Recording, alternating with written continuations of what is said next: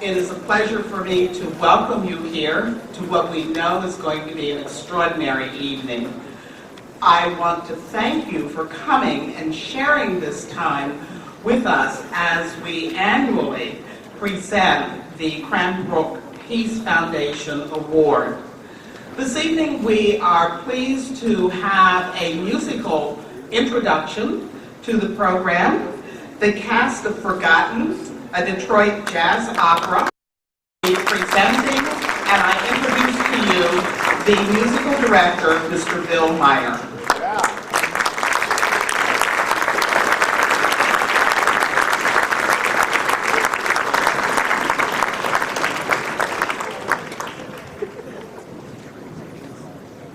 Thank you very much. In tribute to our honored guest this evening, Dr. Howard Zinn, historian and author of A People's History of the United States. And for your entertainment, we've been asked to sing a few songs from Steve Jones' historical jazz opera called Forgotten. It's based on actual events that took place in the 1930s in the Detroit labor movement. In Howard Zinn's book, he writes about the impact of sit-down strikes in the struggle for workers' rights. The show features this 1930s labor song written by Detroit's own Maurice Sugar. So we're going to start out with this song. Feel free to sing along if you know the words to this first one. And if you care to get up and dance around your chairs, you might want to do that too. Ladies and gentlemen, the cast for Forgotten. And here's our dynamic Motown diva, Whitney Young.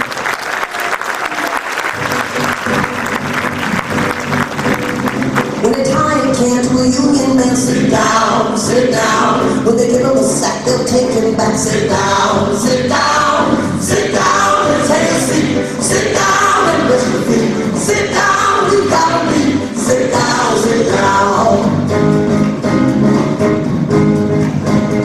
When they smile and say no raising, sit down, sit down. When you want the boss to come across, sit down, sit down, sit down and take a seat. Sit down and rest your feet. Sit down, you gotta be. Sit down, sit down.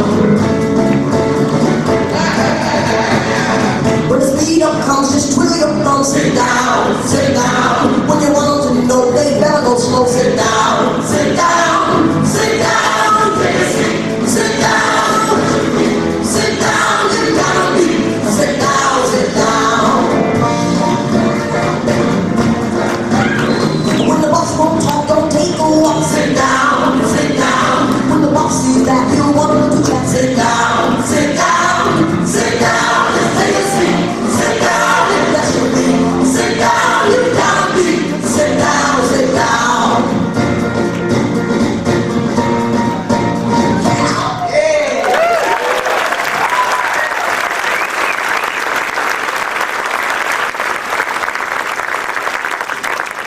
There were important labor events in the 1930s that happened at the Ford Motor Company that were not mentioned in Dr. Zinn's book. In the winter of 1932, thousands of unemployed workers, their families, and union organizers marched to the Ford Rouge plant demanding cash relief or their jobs back with better working conditions. The unemployed and unarmed workers were met with fire hoses, tear gas, and guns. This song tells their story. They say 4 kids starve to death every day in Detroit since the Depression began. How many is too many?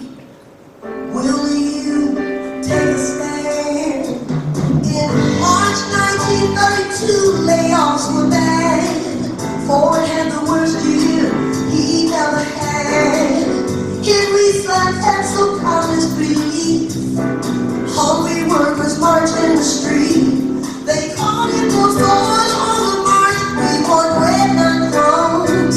The Ford Hunger March, jobs for everyone. Tax the rich and feed the poor. The march gathered at Oakwood and Ford. Joe York kissed his mom as he headed out. She wanted to know what's it all about. It's so cold in Detroit. in the march with below, you're just 19. Do you have to go on the board, on the march, singing union songs? They were 5,000 strong. Free the Cranbrook boys, our Jim Crow too. The march crossed 8th Avenue, and they asked, must we start? The question is clear. Over there they live like kings. We are starting here. What keeps us from changing is it simply fear. Must we start?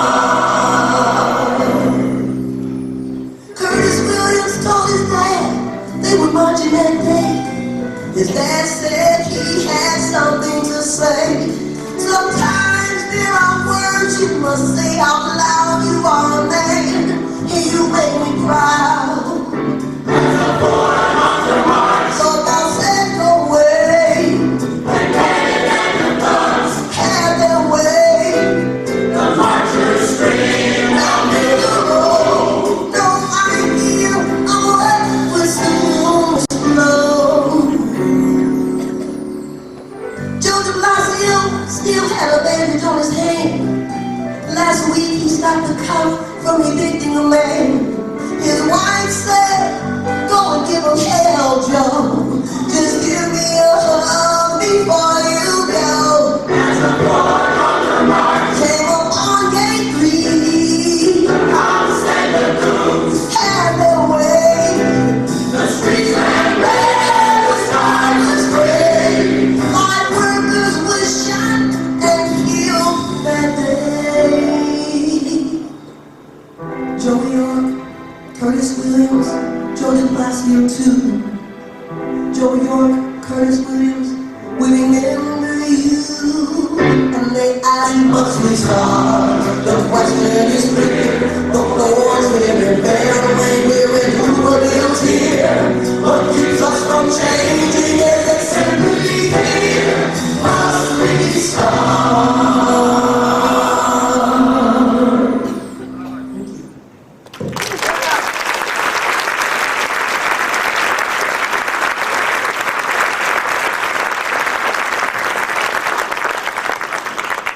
A lot of observers consider the 1937 violent confrontation at Ford's that came to be known as the Battle of the Overpass as a turning point in the mainstream acceptance of labor unions. The UAW was in the forefront of the U.S. labor movement in struggling for workers' rights, women's rights, and civil rights. The struggle at the Ford Motor Company is center stage of that history. Here's Detroit's own Mitch McMurray to sing about that tragic event in the workers' struggle.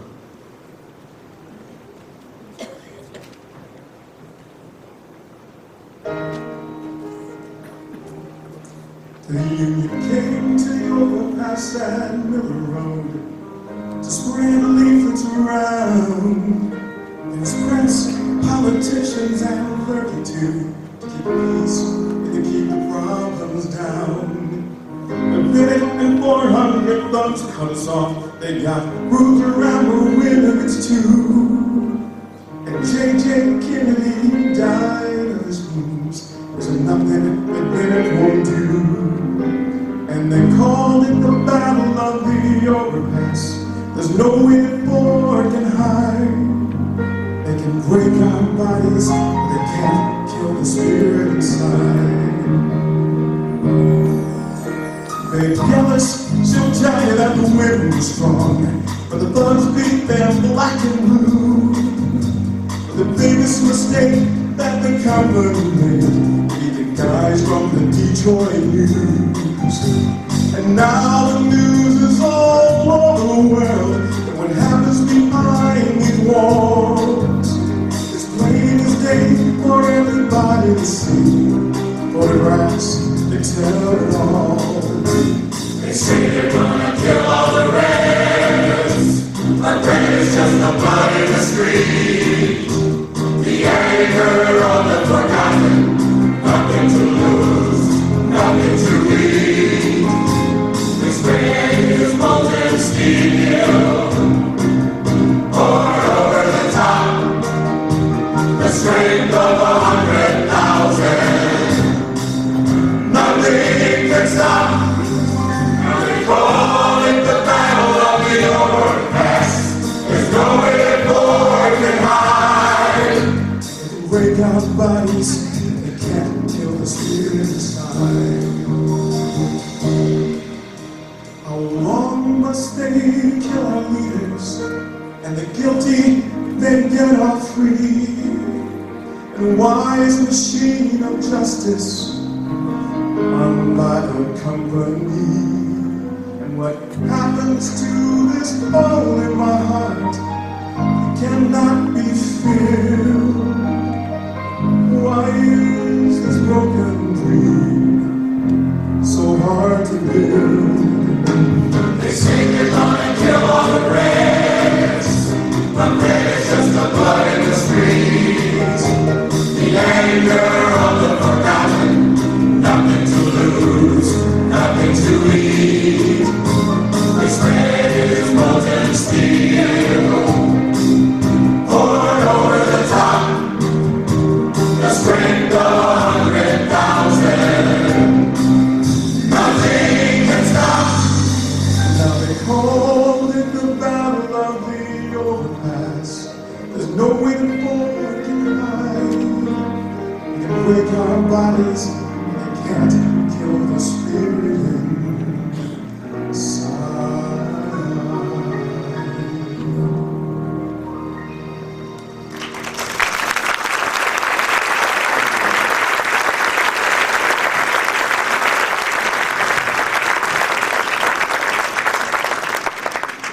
When the CIO formed in the 1930s, for the first time, African Americans were being organized into unions on the basis of equality.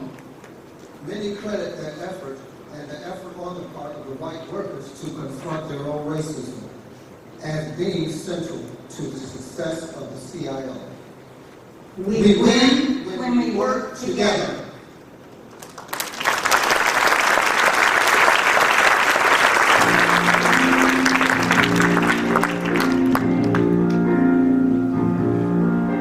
Do you see how they divide us?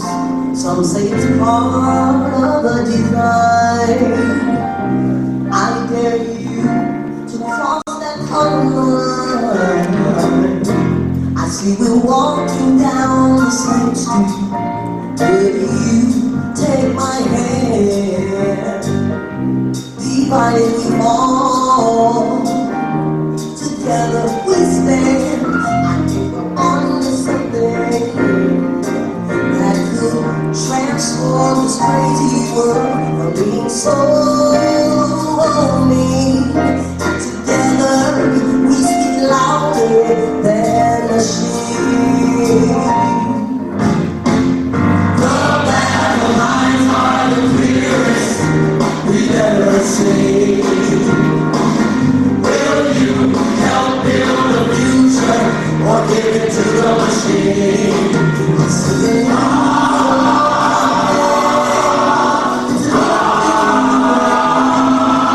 and the ones who come after will see that we're marching down the same street. Forward as we sing, together we speak louder than the machine.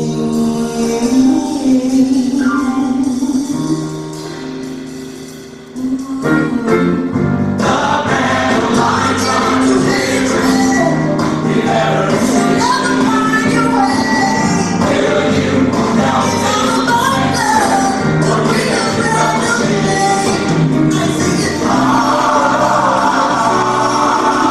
It's hard.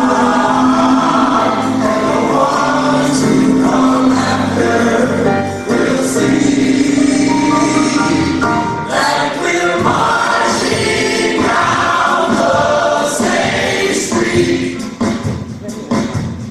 Forward as we sing, together we speak louder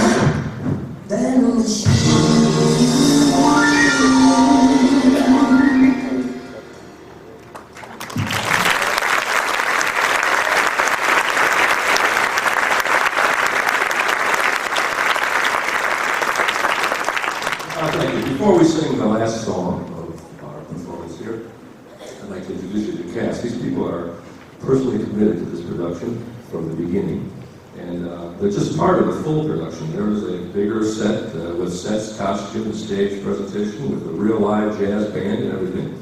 This is the cut-down version, and I'd like you to meet these people who are personally committed to this show. As we look down the line, starting this end, our assistant director here is Ann Drake. Susie Newell, Melvin Beaver, Ola Hemphill, Jamie Crawford, Elise Johnson, Kay Howard, Marie Stitt, and Mitch McCurry, Gordon Patton,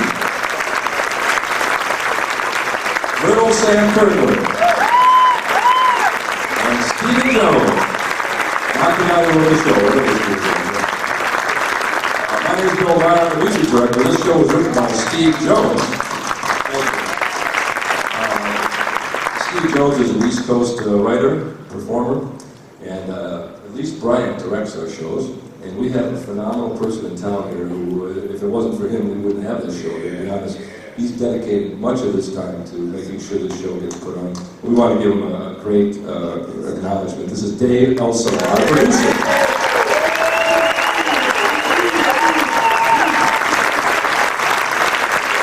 Thank you, Dave. Now, if you'd like to hear all the songs from the show, this is only like a portion of them. We have CDs available at the table over there at the end of the show tonight. But better than that, if you have a place where you think this show could be put on, from the full size all the way cut down to a small version, just speak to any one of us after the show and give us some ideas of where you think we could do this show. So now, thank you so much for your interest and attention. And right now, here's Mitch and Denise to introduce our last song.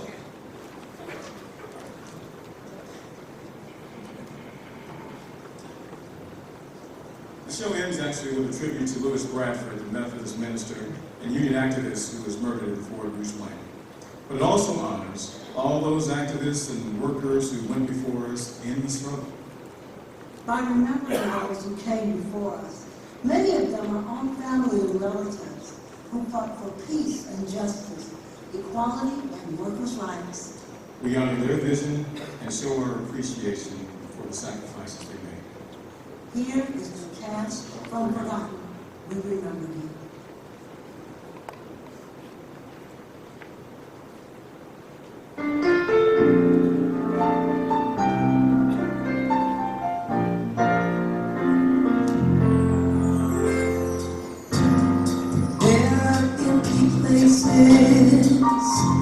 That cannot be feared. Sometimes something's torn down. You cannot rebuild what you gave. Cannot be replaced. We remember what you did that brought us to this place. We remember you.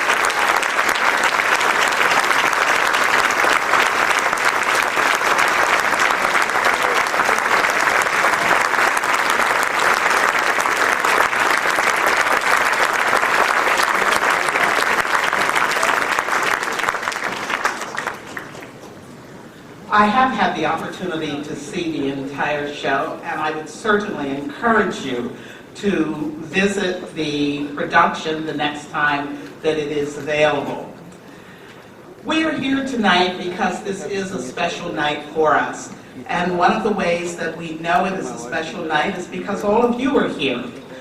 But we also know because there are some times when people take a moment out of their very, very busy schedule to do something that is important, even though we know that there are other things for them to do. And I'd like to thank Representative John Conyers for coming and being with us this evening.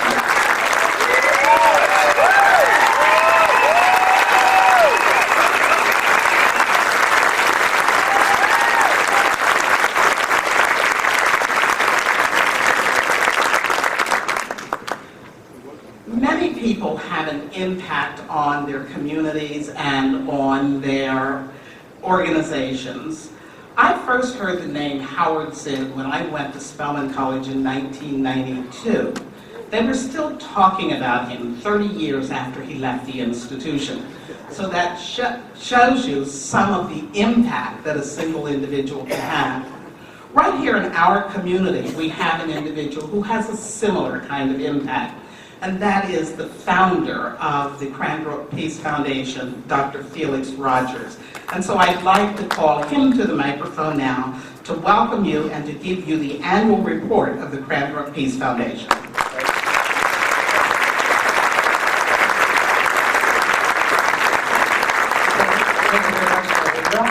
The minute I met Glenda, I knew that she was generous to a fault, and it has been borne true all of this time since then.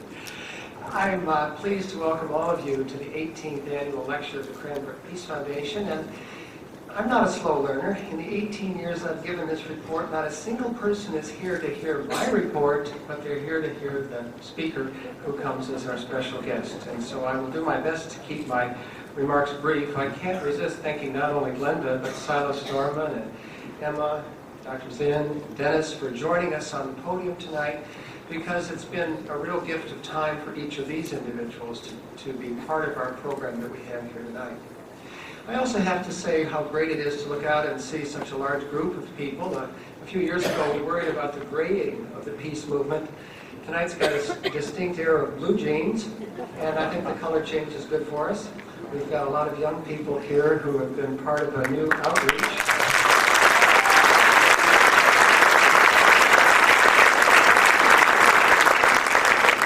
I also want to express my deep appreciation to the annual lecture committee that put this program together.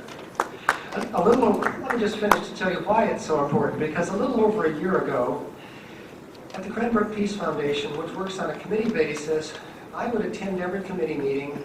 I prepared the agenda for that committee. I chaired the meeting. I took the minutes. I distributed the minutes. And my friends accused me of being obsessive compulsive, of being a control freak, of being a micromanager beyond belief. And even people who weren't my friends accused me of those things. And so I realized that I was not only at the risk of serious burnout, but I was holding back the Cranbrook Peace Foundation. And I told the board I just couldn't do this anymore. And so the annual lecture committee was established this year, and I guess I'm proud to say that this is our most successful program in who knows how long, and I did not attend a single meeting of the annual lecture committee. I don't know if that's a triumph of maturity or what I could give the credit to, but I'm delighted. They have not only put on such a program, but in their work, they have engaged in outreach and brought the Cranbrook Peace Foundation into work with other organizations and introduced us to other people. And it's had a multiplier effect so that the youth program today interfaced with other youth initiatives in the city. And this annual lecture committee has done just a remarkable job. I'm deeply appreciative. Thank you very much.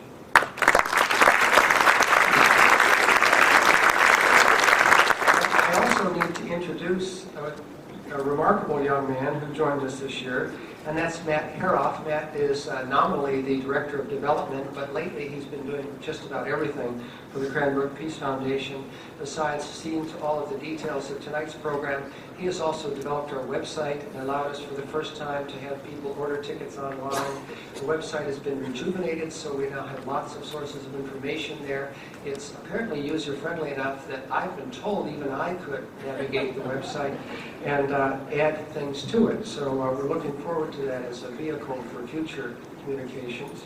And Matt also works part-time for Access, and he's been very helpful to allow us to expand our activities and contacts within the Arab American community here in town. Since many of you are new to the Cranbrook Peace Foundation, I just want to spend a few minutes telling you about our mission, what we do. We were established in the spring of 1987 with the goal of promotion of peace education and support of nonviolent peace activities and grassroots organizations here in the metropolitan Detroit area. The annual lecture is obviously the most visible thing that we do. Our program of providing support to grassroots organizations has now provided funding to more than 110 projects. And, the dollar goes a long way in the peace movement, so of the roughly $400,000 that we've given out for these projects, we've had a lot of substantial, long-lasting accomplishments. We also try to meet our educational objective through a newsletter and through our website. This year we've been under financial constraints, and so we've been able to give out far less money than in previous years. We have been able to provide partial support to a project to honor the legacy of Martin Luther King Jr. as it relates to peacemaking that will be held in January of this year. And we also provide quick release funds. Those are for individuals or groups who call us and say, we've got a project coming up in 3 weeks, we need $200, we need $500. That'll be the difference between the project making it and us not being able to do it. And that's one of the things that we can do. It's only a single-page application form, and even in tough financial times, we're able to do that. Speaking of finance, I need to take a quick pause for some philanthropy humor. The way it goes is like this. The president walked to the Cranbrook Peace Foundation annual lecture, and he said, I've got bad news, I've got good news, and I've got bad news. The bad news is for our youth leadership project to succeed next year, we need $35,000. The good news is we've got it. The bad news, it's in your pockets.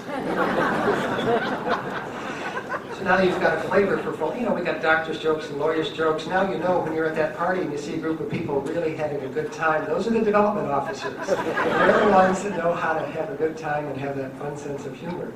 But really, the reality is that the Cranbrook Peace Foundation is having a wonderful evening tonight. But this year we've seen a drop-off in membership, and we've seen a drop-off in contributions. Now, we don't have the skills to analyze if our drop-off exceeds the rate to which people are leaving the Detroit area, nor do we know if it's a reflection on the financial status or the work-related status of the individuals who were contributors, but it's a reality. And so we need to encourage everyone who can join us to please sign up as members. There's an application form on page 32 of your program book tonight. Now, the Cranbrook Peace Foundation, though, remains eager to be at the forefront of ways we can be of help to the community. We are going to be meeting at a board retreat in a couple of weeks, and when we do that, we'll also be addressing this issue of where things stand in terms of the support for the organization. It may be a refocus of our mission would be helpful in that regard. And we also need to look at areas in which we can be most effective in what we do. Now, before I conclude my remarks, I would just like to make what I consider to be some suggestions. So I might take them to be challenges for where we might go next as an organization, or where the peace movement here in Detroit might go. As a starting point, I suppose I could use the term military intelligence. So many people like that word because it's so easy to take advantage of the proponents of that concept. And admittedly, the current disaster in Iraq gives us plenty of fodder for that concept.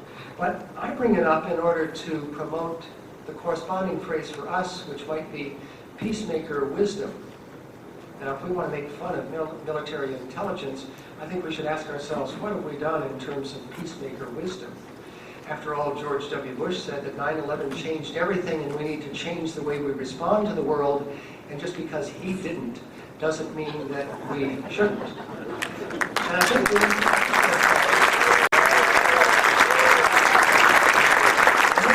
ask ourselves, have we as a community of peacemakers been as smart or as wise as we might be in terms of taking a look at some of the complicated issues that are facing us? I mean, we have lots of dedicated individuals in the city, and we've held our vigils and written letters to the editor and done these things, but I think we have to be concerned about the extent of the impact that our activities have had. So I think that where we should go next boils down to a few issues, and that involves the media, values, priorities, and new threats and new opportunities. Considering the media, for example, just think 10 years ago, who would have imagined that our media would roll over and play dead in the face of all of the events that have occurred within the last few years? And I got a lot more solid insight into this when I attended the program at the Matrix Theater today, when the kids really focused in on the media and they focused on education. And I think it's pretty clear that we need to drop the idea that the media is going to be our ally in our work for peace and justice. At least the conventional media is. The conventional media is really involved in entertainment, and Time Warner says it all. And I think that's clear that we need to be looking for different sources to inform ourselves and different arenas in which to get out our message. Secondly, maybe we should stop trying to spend so much time in grassroots education and in raising public awareness. Maybe we need to invest more in advocacy. Many groups have found that grassroots organizing isn't enough. And we've got a very mature peace community here in the Detroit area. I'm sure we could network together. And we might be able to work with advocacy in a much more comprehensive and useful manner than we have prior to this time. And third, I think we need to seek out new partners. This mature peace community that I referred to has several organizations that are older than the Cranbrook Peace Foundation. I don't know how tough their times are financially, but if they're in the same straits as we are, we could probably find some economies of scale. We can probably find some things we can share that we can work together with. But besides working with old allies, I think we need to work with new allies. On March 25th, 2007, the Cranbrook Peace Foundation is the lead peace organization in what promises to be a very exciting musical event. It's the performance of the Mass for Peace by Carl Jenkins. It's now the most frequently performed classical piece of music in Europe. It's going to be performed by the Rackham Symphony Choir with the Detroit Chamber Winds. It's going to be at the Dearborn Center for the Performing Arts. It's a beautiful venue. And this is a whole group of people we've never worked with before. They've got fresh ideas. They've got some very innovative approaches. It's going to be a full house, and I would encourage all of you to be part of this new venture of the Cranbrook Peace Foundation, which will be March 25th, 2007. And second to lastly, I would propose that we could interact much better on a global basis. You know, these are times of unprecedented anti-American sentiment throughout the world. And I'd hate to think, but I'm afraid it's true, that that has to be beneficial for those who recruit terrorists. And if we were to say, how does a peacemaker get involved in the war on terror, I think it would be by doing something to reverse this anti-American sentiment. I got my start in all of this 25 years ago, traveling behind what was then the Iron Curtain to the Soviet Union with citizen exchange programs. I think there's plenty of room out there for exchange programs with Latin America, with the neglected African countries, with the Middle East, with those Arab countries that have so much animosity toward us. And I think there's a huge role to be played by citizen diplomacy. Admittedly, it's quite a creative and far-reaching suggestion for all of you, but I offer it here tonight. And lastly, I close with my plea. The Cranbrook Peace Foundation needs your membership, it needs your moral support, your enthusiastic ideas, and it needs your financial support. I'm pleased once again to have had the opportunity to address all of you, and I look forward to another great year. Thank you very much.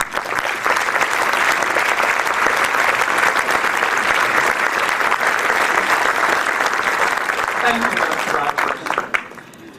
As you know, the Youth Leadership Project is one of the important programs of the Cranbrook Peace Foundation, and here to give the report on the project is Emma Falcon, who is a senior at Berkeley High in search of the perfect college for next year.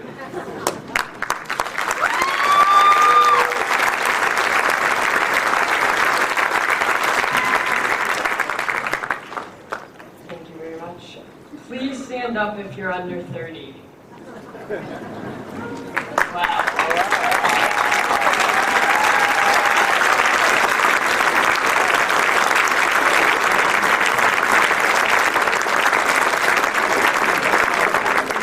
We are the generation that we have been waiting for. This is the slogan for Free the Children, the largest youth organization in the world. Young people do care. We are not waiting until we have a college degree. We are not waiting until we get our official paycheck. We are not waiting until we have our family of our own. We are changing the world now.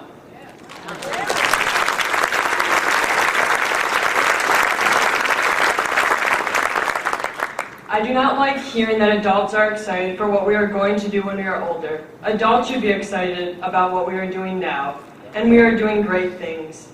We organize community service projects, we speak at conferences, we talk to military recruiters in our schools, we canvass for the election, and we attend protests and rallies. We are very much of changing the world today. Last year as a junior, I had the honor of participating with 10 other juniors and seniors in the Youth Leadership Project, more commonly known as YLP. The Cranbrook Peace Foundation sponsors YLP. Much of the proceeds from tonight's event will help cover the cost of YLP. There are more donation forms inside your program, and no, they didn't pay me to say that. Once a month, we focus on a different issue. We learned and became passionate about issues like hunger, poverty, the environment, arts and media, and human rights. A topic added to our events this year was disability culture. This community has historically been excluded and isolated from many social justice organizations. YLP created an entire day where we learned about disability history, the exclusion of people with disabilities in our schools, and the ongoing disability rights movement. These monthly events on various topics have encouraged young people to make a difference now. We are not only a part of the future, but we are members of the world now and should be encouraged to make a positive change today, not tomorrow. After each event, I remember coming home and telling my parents that I found out what I wanted to study in college. In September, after I learned about the Detroit Edison's pollution of the Detroit Rouge River, I wanted to study environmental issues. In October, after the Homelessness and Hunger Day, where we volunteered at a soup kitchen, visited a teen crisis center, and Gleaner's Food Bank, I wanted to be a social worker. In November, after I visited the Freedom House, where international refugees stay until they receive their official documentation to begin applying for citizenship, I wanted to be a translator. But perhaps the event that has left the most personal discovery was spending my spring break at the U.S.-Mexico border. There is one person who I will never forget. At a migrant community center on the border, I met Sonia. Sonia is from Honduras. She has 8 children. They do not go to school. She cannot afford to send them to one. Her husband left her. She traveled from Honduras to Mexico. The U.S. government has tried to stop the 3,000 immigrants that cross the border every day by making walls in cities, which has just pushed the migrants to cross in the unbearable desert. Sonia has crossed the desert 3 times. When I talked to her, she was trying again for the 4th. It is incomprehensible to me, a high school student who every day sleeps in a bed, learns in a classroom, and hangs out with her friends, to imagine Sonia's story. Later that night, she shared with the group about her journey. She told us about the blisters she has, the thorns that dig into your skin and never come out, the guide that takes the group of migrants across the border and does not wait for those falling behind, the little water she could take, the list went on. All of the participants listened so attentively. We could see her pain as she pointed to her feet to show us her blisters from her 3-night walk. The statement we heard over and over again was not how she did not want to come to the land of the free. and she did not want to take our jobs. She did not want our freedom of speech or our religion. She wanted to be able to send her children to school, have food on the table when they came home, and money to support them. Because of a long history of U.S. foreign and economic policies, there is no work for people in Honduras. So she continues to make the long, deadly cross to America to make money to send to her family. If Sonia is in the U.S., her children are still far, far away on the other side of the wall.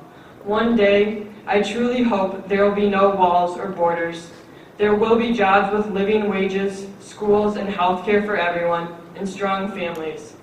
Maybe one day, Sonia would take her family on a vacation to show the U.S. to the U.S. to show her children a diverse, tolerating nation. Maybe one day, I would take my family to Nogales. There would be no Nogales, Mexico, or Nogales, Arizona, because it would be one area united. Walls and borders should not separate two countries. Within two countries is just humanity. As I am applying for college, many schools ask me what I'd like to study, and now I say immigration and Spanish. Because I hope that I will be able to meet more people like Sonia, who each have their own story to tell and contribute to break down the barriers between people and nation. I would like to thank the Cranbrook Peace Foundation and the Youth Leadership Project for creating a space where curiosity, social justice, and passion was fostered. More importantly, I would like to thank all of the juniors and seniors who participated in this experience. Without one of them, it would not have been what it was. Each teenager involved in YLP broke all the stereotypes of the apathetic teen. All of the young people who were involved with the discussion with Dr. Zinn today, all of the young people who talk about the genocide in Darfur and Iraq to their friends, all of the young people who are passionate about creating a better world, I thank you too. We are not the generation of tomorrow. We are the generation that acts today.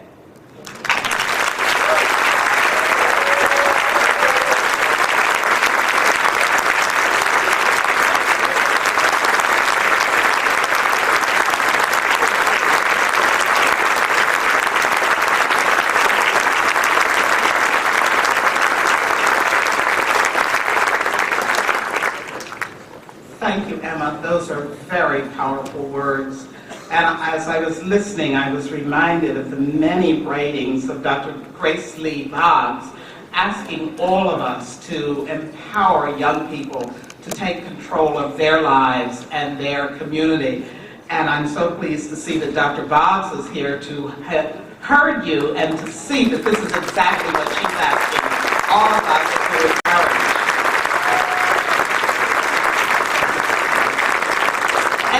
It was young people in the 60s who were a part of the Student Nonviolent Coordinating Committee.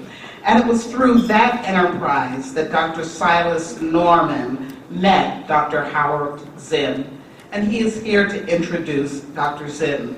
You will see something about Dr. Norman on page 14 of your program book. I will not repeat that. But one thing that is not there that is of interest to me, and maybe to you as well, is that Dr. Silas Norman is Ms. Jessie Norman's brother. Dr. Norman.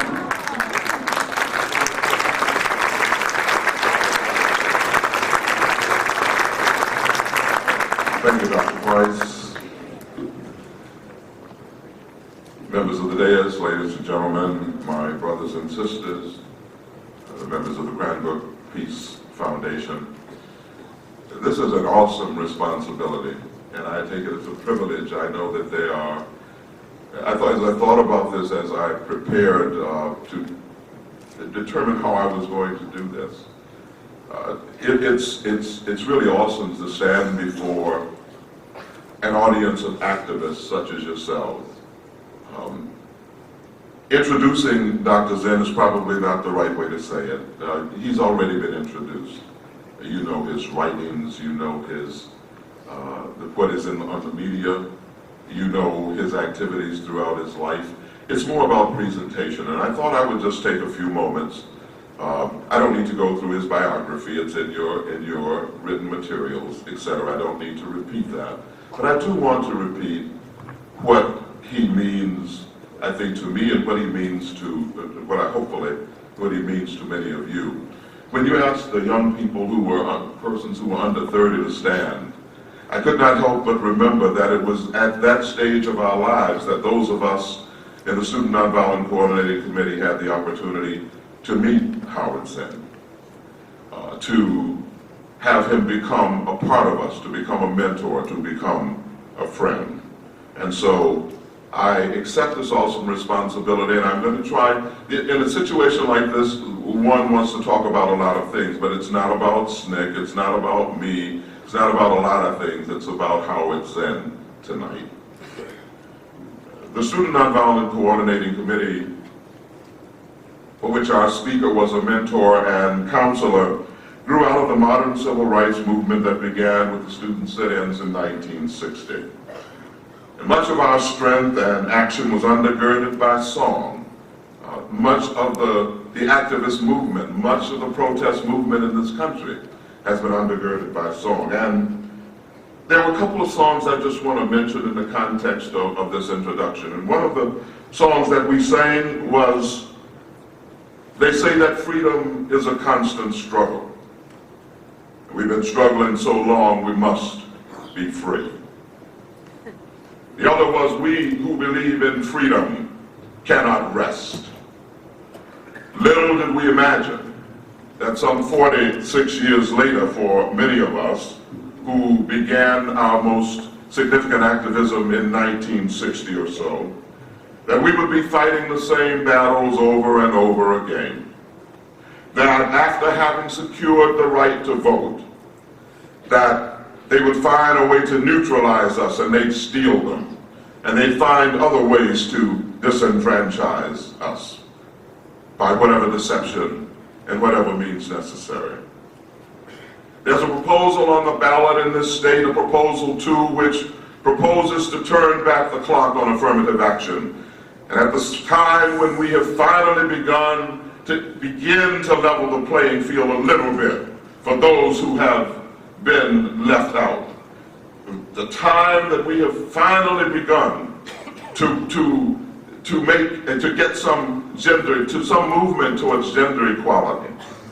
We find ourselves under attack. They send folk from all the way from California to come to Michigan and to tell lies and to find every means necessary to try to confuse us so that we will in fact concur with turning the clock back. And in fact, individuals who have benefited from the progress that we have made over these years find themselves among the ranks of the persons who are in fact in the opposition.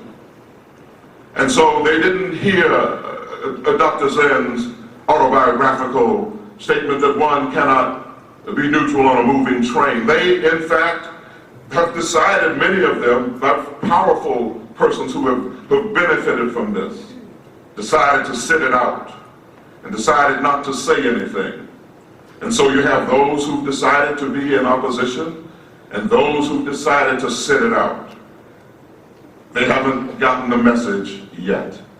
And so the presence of our speaker is very important for all of us in that regard. Having come through the trauma of the Vietnam era, where after all of the agony and the pain, and we thought we had made some progress and that maybe some sanity was coming into this country, we find ourselves lied into another war, filling body bags, making widows and orphans, killing people by the score in another country. I realize that I'm speaking to an audience of advocates, of activists. When you're doing the same thing over and over again, and some of you have done it certainly longer than have I must confess, you get tired, you get frustrated. I don't think I'm the only one. Howard knows that. He's spoken in essay and in other forums against being discouraged. If, in fact, if it is true that we, now having a broader understanding, those of us who have been active for some time, if in fact we accept the fact that we who believe in freedom cannot rest, then we must find a way to renew our strength. The life of our speaker is a testimony to skill, perseverance, integrity, selflessness, and hope. And as I said, I'm not going to try to recall those details. But I'll tell you, as I prepared for this, as I read and reread the books, and as I listened to the audio, I can tell you if Howard Zinn did nothing else this evening except sit here, he has already renewed my strength.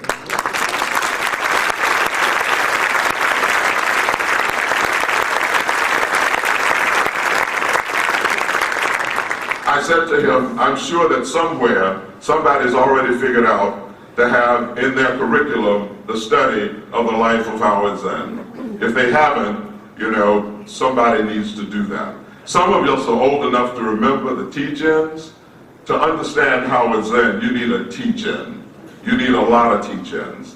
For our young people, I recommend to you in this information age that you go to sources of information on your internet, through books, etc., and that if you want to learn how to be a complete person, if you want to learn how to be an activist with integrity and with power, you need to study Howard Zinn. For more than 60 years, he is there to fight for justice and equality and human rights. Whether in the North or South, whether in academia, there's so many fascinating things about his life and about his witness and his commitment to people. But he didn't have to be at Spelman College. Spelman College is a historically black college in Atlanta, Georgia. I was in college 140 miles away from him in Payne College before I came to Atlanta University in the year he got fired. But he didn't have to be there in the first place. That's a major commitment. And whether at Spelman, or whether at Boston College, or whether in the community, he has not been afraid to speak truth to power. In SNCC, we considered ourselves a band of brothers and parenthetically sisters, and a circle of trust. Howard Zinn remains a trusted brother, and as I indicated before, my strength is renewed for struggle by his very presence. He's been labeled a lot of things. We like to label things in this country, and so I'll label a few things of my own. He obviously is a prolific author, a historian without peer, who teaches us you know, in medicine we have research, and if we're able to do something with it in terms of taking care of patients, we call it translational research.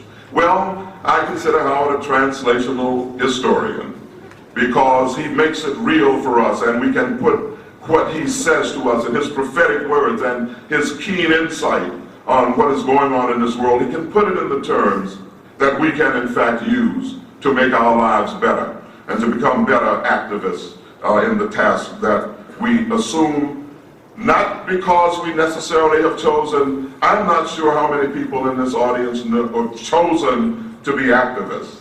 It's very interesting. If you ask me how this happened to me, I can't tell you. It's something that just happens. You're fortunate if you learn that it's the people that we have to take care of in whatever venue, and that it is all of our talents that are necessary in this fight. I label him as a friend, as a brother in the struggle for human rights, as a voice of reason, as a man of conscience. My brothers and sisters, please help me welcome to this podium our friend, a friend of mankind, Howard Zinn.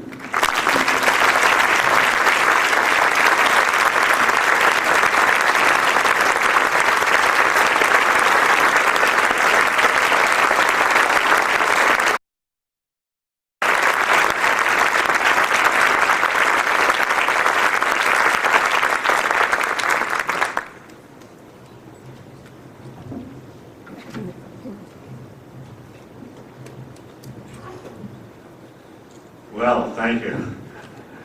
Maybe I ought to take a cue from what Dr. Silas Norman said, and just sit down. Made it a lot easier on me, and a lot easier on you. I want to thank everybody who's involved. That was a beautiful introduction. I almost believed it. And I want to thank the Cranbrook Peace Foundation for inviting me here. Detroit is a very special place with a lot of history, a history of struggle of working people, and you can still feel it in the air here in this city. So happy to see Congressman John Conyers here. I wasn't going to say anything about this, but I want to tell you where we first met. And when we first met, John Conyers and I met for the first time in Selma, Alabama in 1963. Remember that? Selma, Alabama, 1963. And he was not in Congress at that time. There was a time in the American history when he was not in Congress.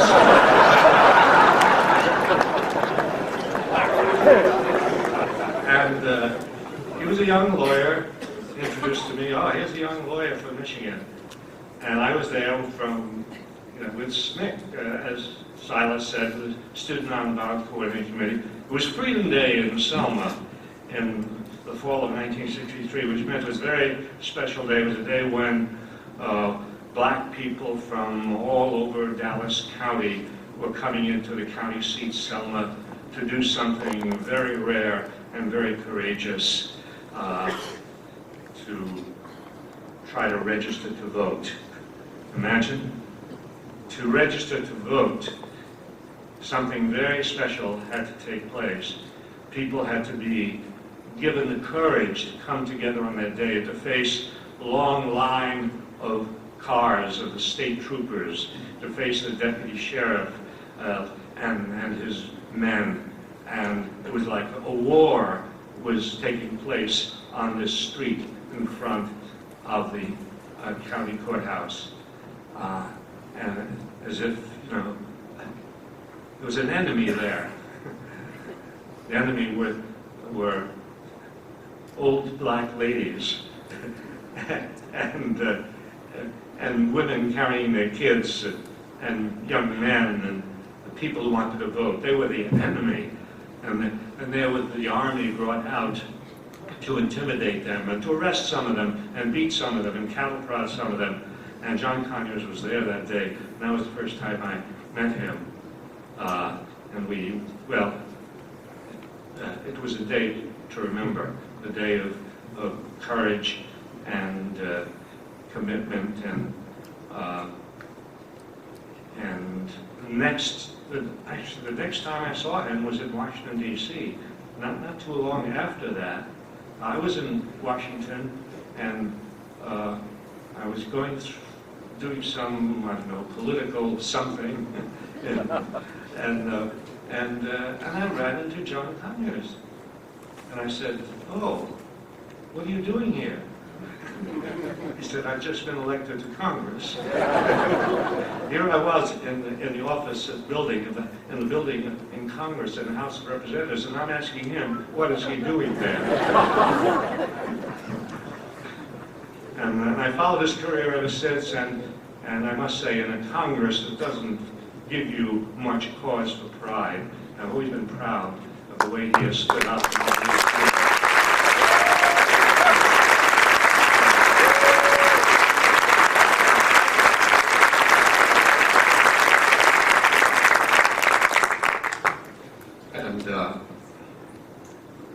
Sometimes people ask, what can we do with what's going on in this country?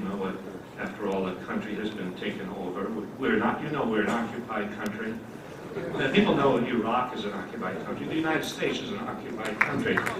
There's a little group of aliens. I mean, those people who cross the border from Mexico to Arizona, California, they're not aliens to me. They're just human beings doing what human beings have always done throughout history. going from one part of the earth to another to make a better life for themselves. You see. But those people in the White House in charge, they are alien to me. They've come to this country. They've brought us into war after war. They promise endless wars. They've taken the wealth of this country and squandered it and given it to the military-industrial complex and given it to the super rich. And, and it's hard to figure out what to do about that, although John Conyers has come up with one idea.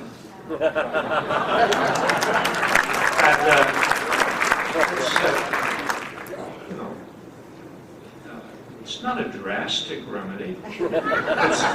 It's non-violent. It's moderate. It's constitutional. It's impeachment.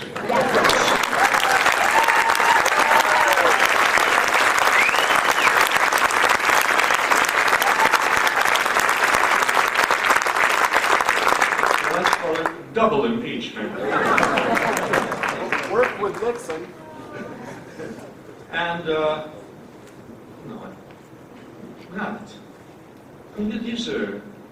these people in Washington have committed crimes. They've committed war crimes. At the Nuremberg trials after World War II, the Nazi leaders were put up on trial in Nuremberg and for war crimes, and the major crime was wars of aggression, which is what we are engaged in, a war of aggression in Iraq. It's not a war of defense. We're not defending our country. No, we have moved halfway around the world into another country to bomb them and to break into their homes and to humiliate them. That's a war crime. And I'm not suggesting, therefore, that we should do anything as drastic as what we did to the Nazi leaders. They were hanged for that. Really. I wouldn't, no. I would, let's say, community service.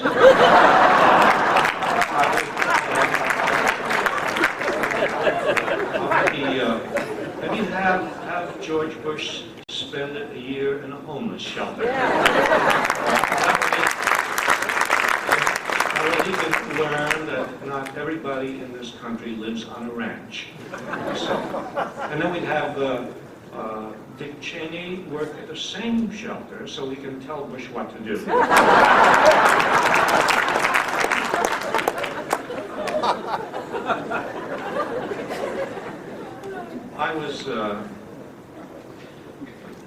I said I would talk today about the uses of history and how history can help us in understanding what's going on today. And I was looking at this book written by a psychologist who was there at the Nuremberg trials and was given the job, his name is Gustav Gilbert, he was given the job of interviewing the Nazi leaders while they were in prison awaiting trial. And he interviewed them and he took detailed notes on what they told him. And he put it together in a book, which you can find, a book called Nuremberg Diary. One of the people they interviewed was Hermann Göring, second in command to Hitler, head of the Luftwaffe, German Air Force. And I suppose he interviewed him, I don't know if he interviewed him in German or English. Actually, Göring spoke good English. Many of the Nazi leaders were highly educated. Did you know that? They were educated, I suppose, in the same sort of sense that George Bush believes in education. They had high test scores. They would fit into the No Child Left Behind. But he asked Göring, how is it that you were able to bring the German people, German people had a tradition of democracy and civilization and culture, philosophy and music. I mean, they produced so much for the world. How were you able to bring the German people into these disastrous wars which just ruined the nation and ruined our reputation in the world. And he took notes on Goering's answer, and this is what he recorded. Goering said, why of course the people don't want war. Why would some poor Slav on a farm want to risk his life in a war? But after all, it is the leaders of the country who determine the policy. The people can always be brought to the bidding of the leaders. All you have to do is tell them they are being attacked and denounce the pacifists for lack of patriotism and exposing the country to danger. It works the same way in any country. It was this last sentence that was interesting to me. It works the same way in any country. You mean it works the same way in this democratic, liberal country, this country with all these institutions, with a constitution, with a Bill of Rights, a country that prides itself on being a democracy? You mean it works the same way in this country as in a fascist state, in a totalitarian state? That makes you think, makes you wonder about democracy. Can we call ourselves a democracy if that can happen in this country? If the leaders can, by manipulating us, bring us to do their bidding and to go to war? No, it's not that we're a totalitarian state. We are not. But it makes you realize that the world isn't simply divided into totalitarian states and democratic states. It's a very complicated spectrum of political ideology. And there's totalitarianism on one end, and there's democracy on the other end, but we are not on that end. We are somewhere in between, because we cannot call ourselves a democracy in so many ways. We can in many ways. Yes, we do have a constitution, and we do have a Bill of Rights, and we do vote, and all of it. But, no, there are too many ways in which we fall short. And one of them is simply that in matters of foreign policy, we are not a democratic country. In matters of foreign policy, in matters of going to war, there's no democracy there. The president decides on war.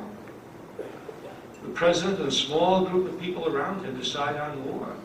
And the people don't have any say in it.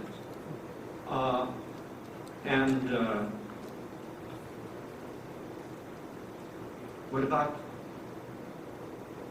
the other organs of government? You go to junior high school and you learn, well, we're a democracy. We have 3 branches of government. We have, that's one thing everybody remembers, right? We have the judicial, we have the executive, we have the legislative, and they put it on the board, they make a diagram on the board. It's so comforting. And checks and balances. I remember being so awed by the idea of checks and balances. They would draw the lines back and forth, if the president does this, Congress can do that. If Congress does this, the Supreme Court can say this is unconstitutional. I actually believed that for a while, until I got out into the world, until I began to read and study and look around me, and then I realized, no. When it comes to making war, there's no check on the president's power. That's where history comes in. You look at the history of wars, and what do you find? That every time the president decides to go to war, Congress follows like a flock of sheep.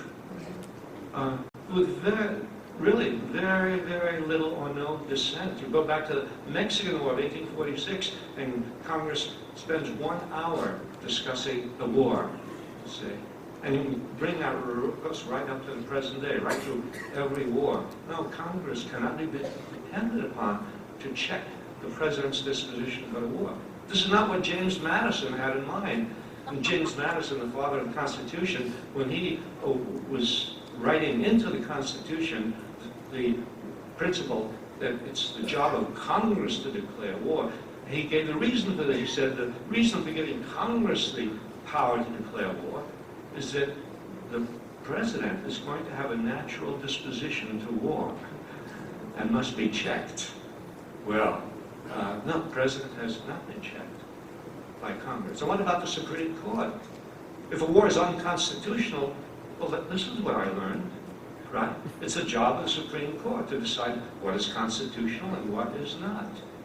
And Yeah, so what about the Supreme Court? Every war that we have fought since World War II has been unconstitutional. The Constitution requires that war be declared by Congress. War has not been declared by Congress in any war that we have fought since, and we have fought many. You know, you can count them up. It will take 2 hands to count them up. They've all been unconstitutional. Where's been the Supreme Court? We had a test of this during the Vietnam War. During the Vietnam War, there were 3 GIs who said, we're not going to Vietnam because it's an unconstitutional war. They were arrested, and then they fought their case in the courts, and they fought their case right up to the Supreme Court. That is, they asked the Supreme Court to make a decision on their case. Now, what do you think the Supreme Court did? The answer is nothing. By that I mean the Supreme Court wouldn't take their case. It wouldn't even listen to their case. It wouldn't make a judgment on their case because, you know, some of you may know, it takes 4 justices of the Supreme Court to take a case. And they couldn't get 4 justices of the 9 justices of the Supreme Court to agree to take the case. So much for checks and balances in the matter of making war. And then when you explore other areas, you find, well, democracy doesn't always work out in practice the way it looks on paper or in the Constitution. You take freedom of speech, and we all pride ourselves there too. Wow, we have a Bill of Rights. We have freedom of speech. Congress shall make no law abridging the freedom of speech. Very nice to have that. But what does it mean when you go to war? When you go to war, Congress can make a law abridging freedom of speech. But the Constitution doesn't say Congress shall make no law abridging freedom of speech except in time of war. The Constitution doesn't say that. It says, shall make no law abridging the freedom of speech, period. It's absolute. But the Supreme Court decided, well, first Congress decided it would pass a law, it has done this a number of times, abridging the freedom of speech, and it did it in 1798 with the Alien and Sedition Acts. It did it in World War I with the Espionage Act and the Sedition Act. And when this was challenged and went up to the Supreme Court unanimously said, well, in wartime, you don't have the same freedom that you had in peacetime. Well, that's interesting. You mean exactly when you need freedom of speech, exactly when it's a matter of life and death, when you must discuss the issue of should you go to war, should you not go to war, exactly when you need it, you don't have it. Then how much freedom of speech is left to you? I mean, it was a unanimous Supreme Court. The opinion was written by a liberal, a man who goes down in the history of the Supreme Court as the great liberal judge, Oliver Wendell Holmes. I mean, so distinguished he has 3 names.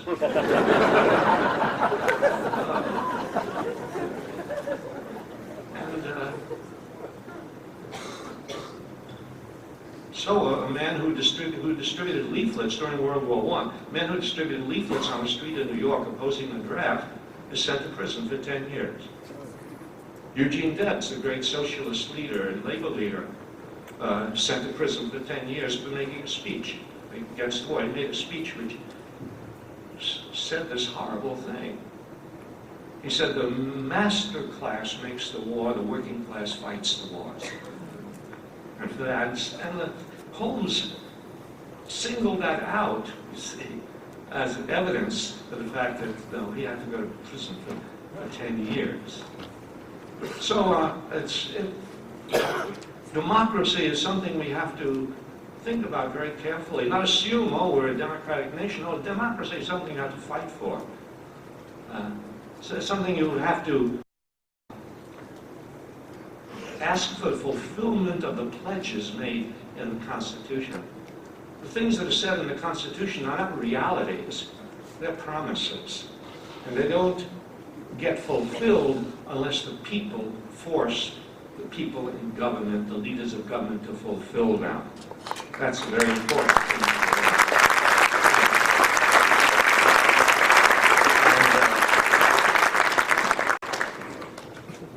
So we don't have checks and balances in the government when it comes to war, and we don't have checks and balances in the press, in the media, in a democratic society, in a truly democratic society, the media would be the watchdogs of government. The media would be investigating what the government does. They would be asking questions, and they would be representing the public, and in order to get honest answers. But instead, we have a media that absolutely falls flat on its face whenever the president decides we go to war. Immediately the media jump on board and they wave the flags. And you may remember that when the war started against Iraq, that you saw American flags appear on the podium with these anchor people on these major television stations. And when Colin Powell delivered his speech to the UN, remember, a month before the United States went to war, the war started in March of 2003. A month before that, Colin Powell delivered this very powerful speech to the United Nations, giving this long list of weapons of mass destruction that were possessed by Iraq.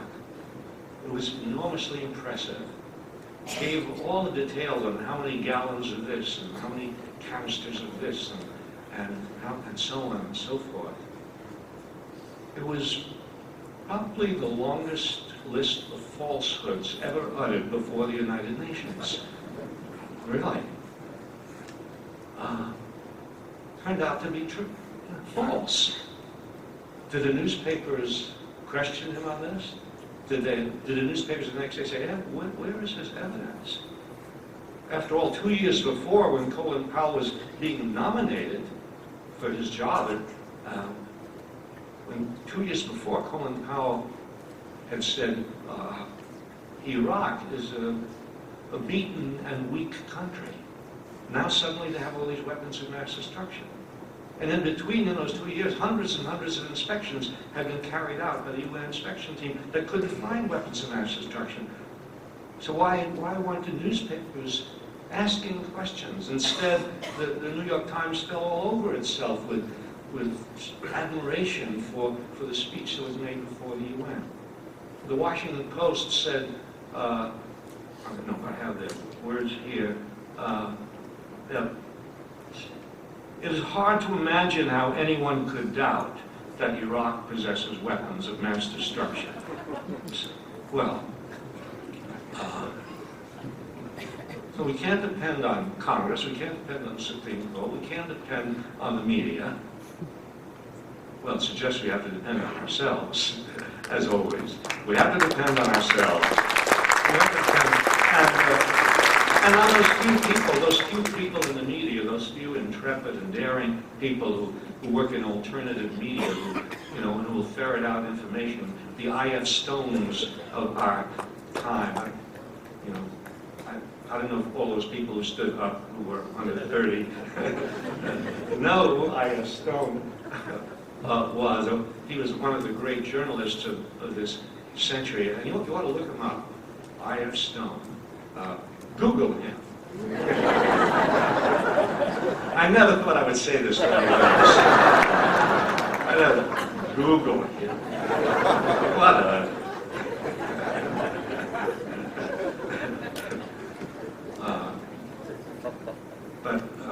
yes, it's up to us. But when it's up to us, when it's up to the people of the United States, there are problems. And one problem is that the American people have not had a good historical education. And I mean, strange, here we are, supposedly the best educated country, although, if you look at the figures given by the international organizations, the United States ranks like 25th or 30th in the world in literacy. But we're supposed to be a highly, educated nation, but we're not well educated in history. Oh, we take a lot of history courses, and we take a lot of multiple choice tests. And maybe that's a problem, you see, because the multiple choice tests say, well, choose A, B, C, or D. But the answer is really E, and they're not giving you that. No. Public needs to know history. And not the kind of history that we've been getting, not the kind of history I got when I was going to grade school and high school, and even university. Very often, sometimes, the history that you get on the graduate school level has a point of view not much different than the history you got on the elementary school level, except that now you have footnotes.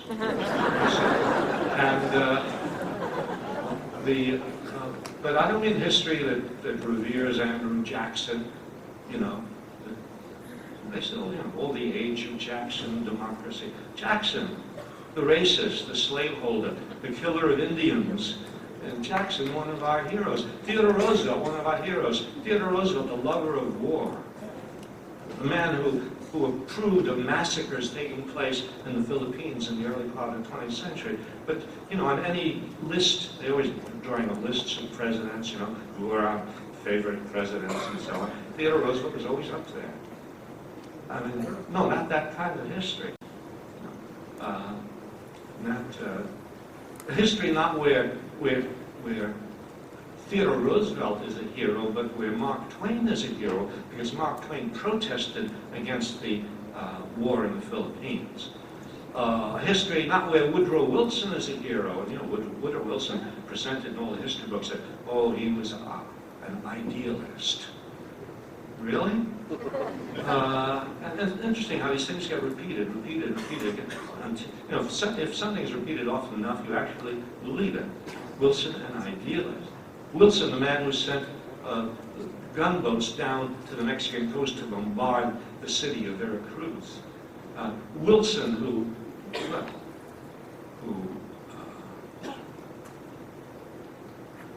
sent troops to occupy Haiti. The long occupation of Haiti. Thousands of Haitians were killed resisting the occupation.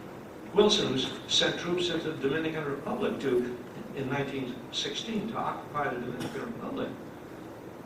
What kind of history are they teaching us? Instead of Wilson as one of our heroes, we should have Helen Keller as one of our heroes. A lot of people don't know this about Helen Keller, but because we all, another interesting thing about our historical education is actually we all learn about Helen Keller. This wonderful woman who overcame all these problems that she had, right? Blind and couldn't speak. But Helen Keller, they tell you about that. They don't tell you that Helen Keller was a radical, was a socialist, opposed war, refused to cross a picket line around a theater where they were showing a play about her. And yes, we have our heroes, but they're not the heroes that we get in our history books. And if we got an honest history, then we would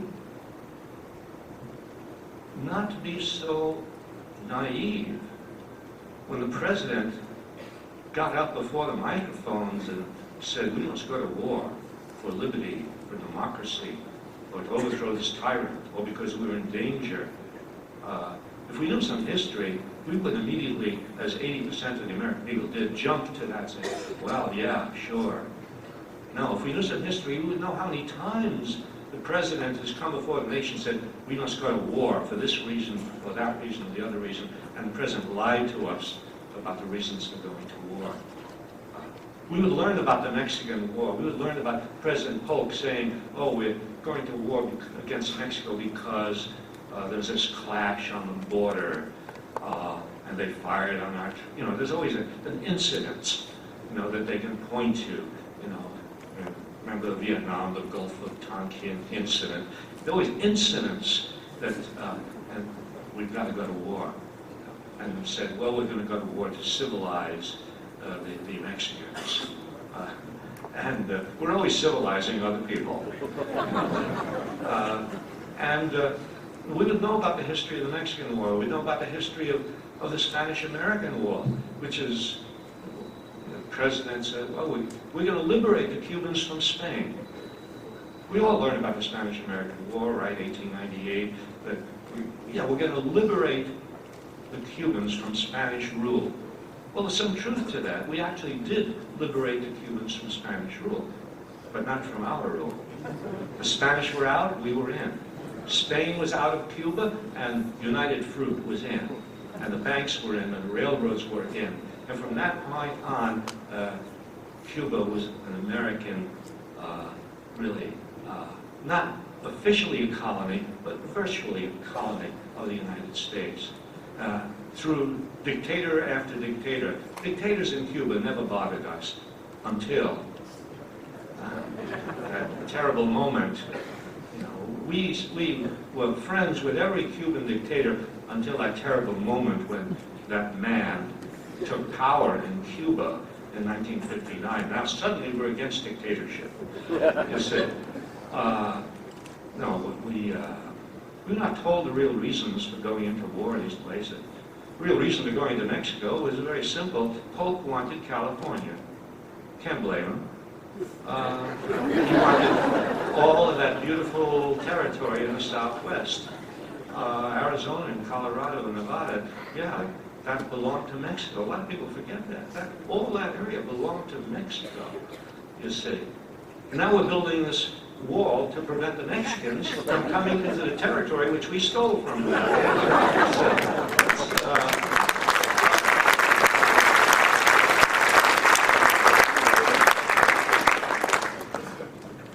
There was always some material interest, some profit-making interest behind war. Land behind the Mexican War, and raw materials and so behind the war in Cuba. And then the war against the Philippines. It's interesting also about our history. The Spanish-American War gets a lot of attention, sort of as one of our cabinet members said, a splendid little war.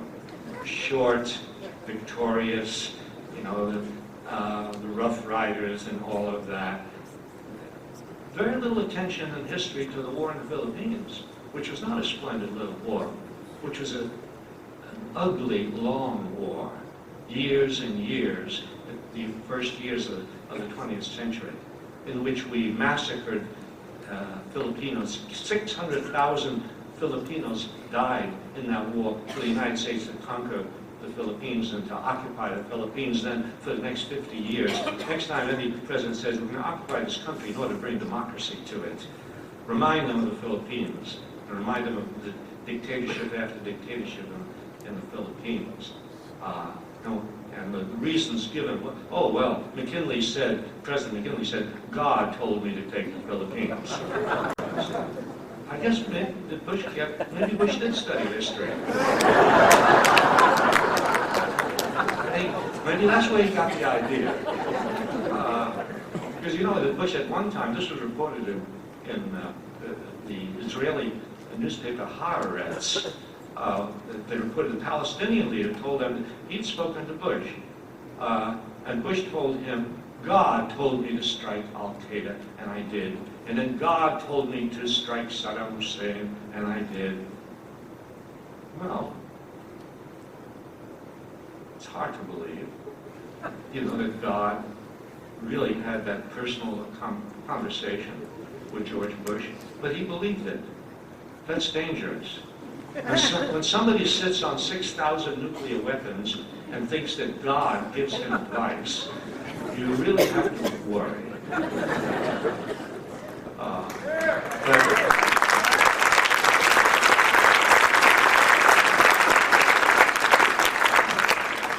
So yeah, the history of this deception would be very instructive to the American people in guarding ourselves against the lies of presidents. There's another useful lesson from history. I think one of the reasons we're susceptible to lies we're sort of naive. We think, oh, the government wouldn't lie to us. Right? They're our friends. Right? It's a democracy. They care about us. If something goes wrong, it's not because they don't care about us. They made a mistake. No, they don't make mistakes. They know what they're doing. They don't care about us. That's a hard thing to get across. That they have other interests than us. They're not supposed to. The government is set up to protect our interests, but it may not. And so if we think that we have a common interest with the government, then it makes us susceptible to whatever the government tells us. It does away with skepticism. But in fact, our whole culture and our history is filled with the idea that we have a common interest with the government. It starts off with the preamble to the Constitution. We, the people of the United States, as if all the people of the American colonies established the Constitution. Not so. 55 rich white men established the Constitution. I don't like to say anything about the founding fathers. We revere the founding fathers. And it's true, they were smart and they were eloquent, and there a lot of wonderful things you can say about them, but they were not the American people. The black slaves were not represented, women were not represented, working people were not represented, the Indians were not represented. These were all people in this country. They were not represented at the Constitutional Convention. We did not have a common interest, but we use the language of common interest. We talk about national defense, national security, national interest, as if we all have the same interest, as if, if George Bush has the same interest as the young guy he sends to Iraq. Not so. Or as if General Motors has the same interest as the person who works on the assembly line at General Motors. No, we're a country of different interests. We don't like to say it, but we are. They're rich and they're poor, and they're in between. They're nervous people.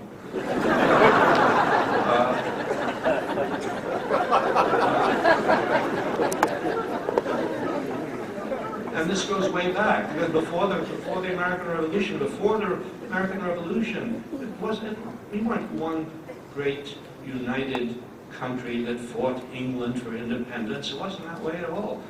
Before the Revolution, there were constant clashes. There were slave rebellions. There were riots of poor people in the cities. There were tenants against landlords. The Revolution sort of obscured those conflicts, because anytime you have a war, internal conflicts are obscured. The war is a way of bringing everybody together, saying, oh, we have a common enemy. And so we must all be together. But in fact, even during the American Revolution, those conflicts showed. They showed in the different treatment given to the privates in the Washington's Army and the officers in Washington's Army. There were mutinies in Washington's Army during the Revolution. I never learned about this in school. Almost everything I learned about history, I did not learn in school. You have to go to the library. This is just a little bit of advice. Yeah. Go to the library. The library is our freest institution.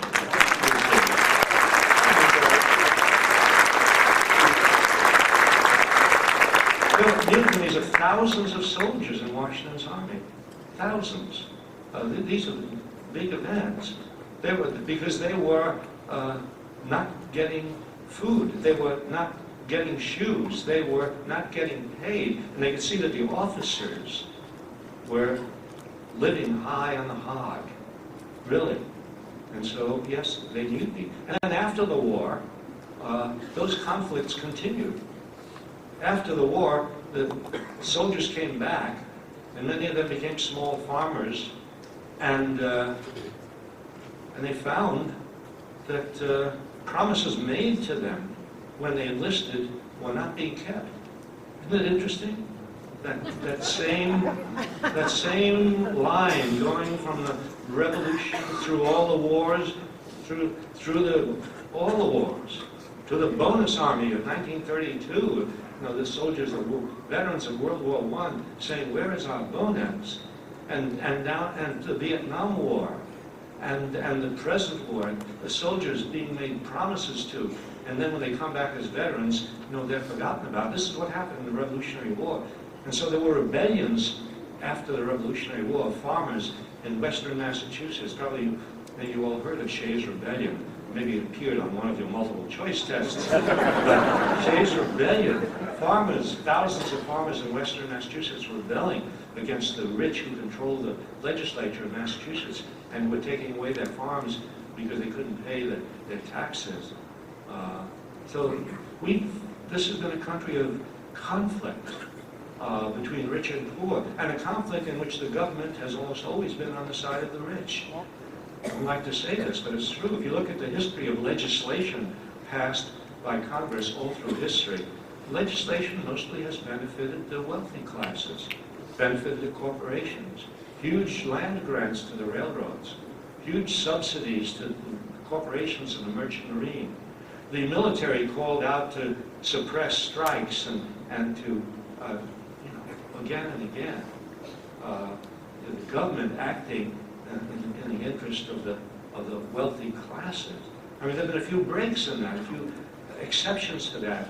In the 1930s and 1960s, the exceptions came when working people rebelled, when they went out on strike. In the 1930s, well, you heard the song, Sit Down, the sit-down strikes of the 1930s, and the 1960s, the great movements in the 1960s, and at those times, finally, the government came through and passed some legislation on behalf of the poor, legislation which, of course, they are now trying to destroy. So, this idea of a common interest between us and the government has to be put aside because it will delude us about what we must do. And delude us as to the fact that we, the people of the United States, 98% of us do have a common interest.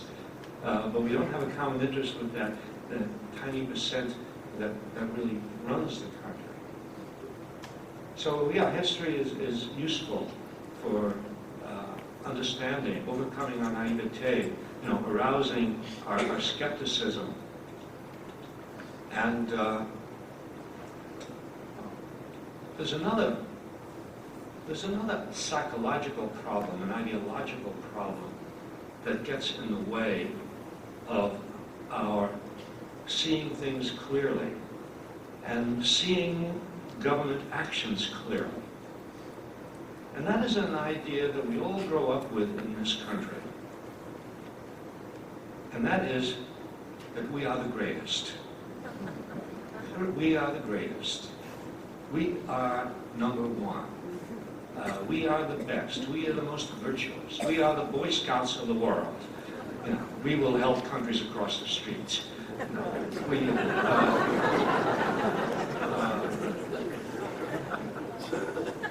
And you will hear this again and again, and if you read the statements of presidents, Democrats and Republicans, Clinton did this as well as, Bush and Reagan and so on. We are the greatest, and we will bring our blessings to the rest of the world. And so we grow up. When you grow up thinking that, then you, I guess when your government does something, you start off believing, well, it must be good, because that's our record. We're good. Well, sure, sometimes we're good, and sometimes we do good things. But in general, our record, certainly our record in relation to the rest of the world has not been good. It's a record of violent expansion. Violent expansion across the continent, right? Violent expansion into Indian territory. Ethnic cleansing is a proper name for what we did to all those Indian tribes that lived in that vast land in which we took over. with violence and massacres. That's not a pretty picture. That's not a very happy history. Very often you would say, well, sure, we're a great country. We've had our little problems, like slavery. Oh, well, nothing important, you know.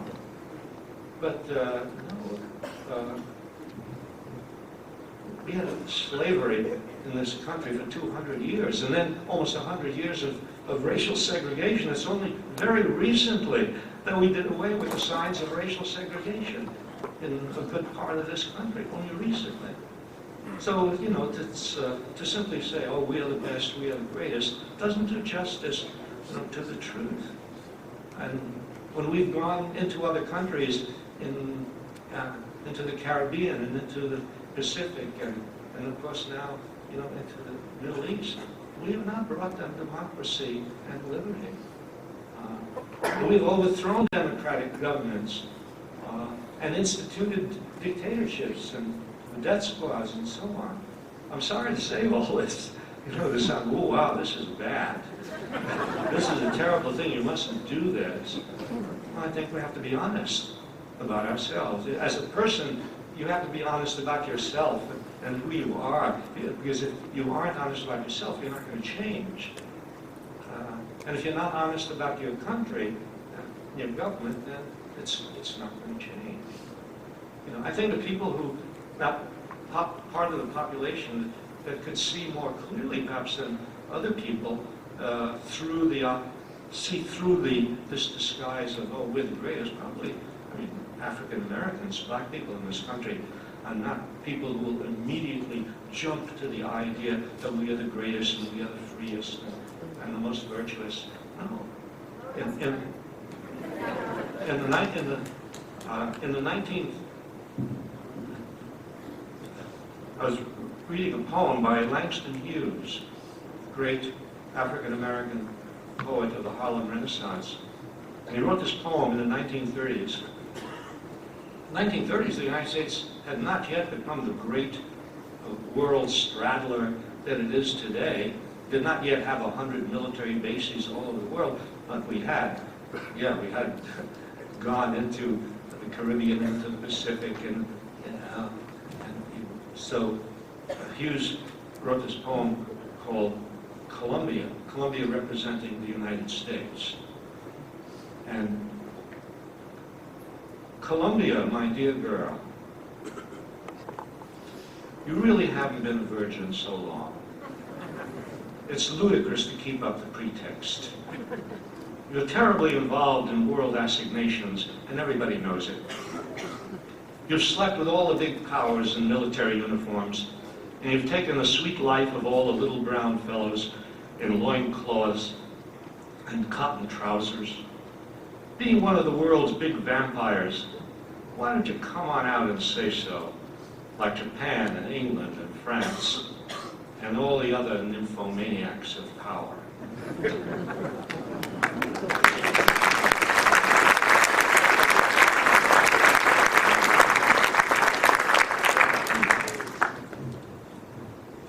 And sure, when you are as critical as I have been tonight, and as some other people are, critical of American policy,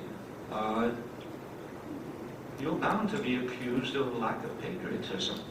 And this becomes an obstacle to speaking your mind.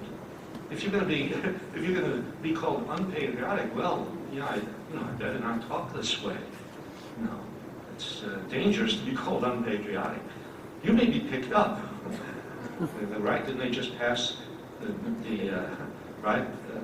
this legislation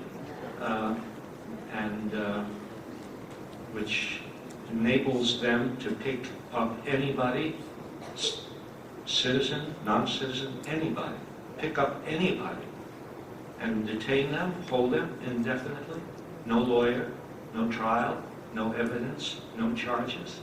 This is now part of our law.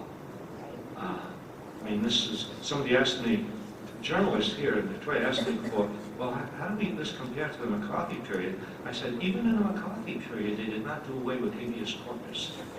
Habeas corpus, right, which goes back to the 13th century. Very, very basic rule that if you're arrested, you have to be brought before a judge to see if there are real charges against you. They've just done away with the right of habeas corpus. But if you talk so critically, yeah, you're going to be called unpatriotic. I want to say just a word about patriotism, okay? Because there's this misguided notion, which a lot of people in this country have, that to be patriotic means to support your government. That's not patriotism. That's totalitarianism.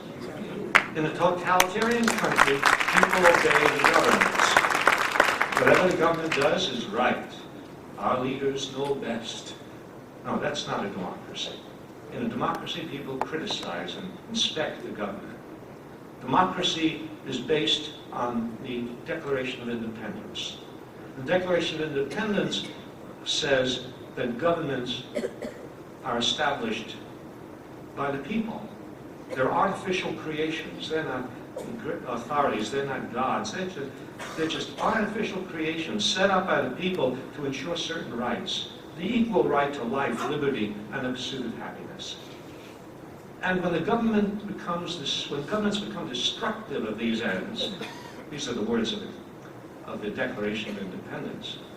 When governments become destructive of these ends, it is the right of the people to alter or abolish the government.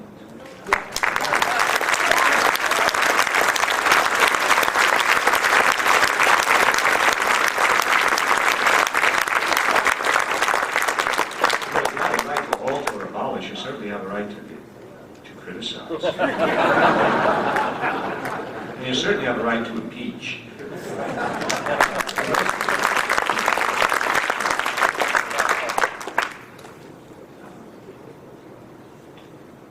So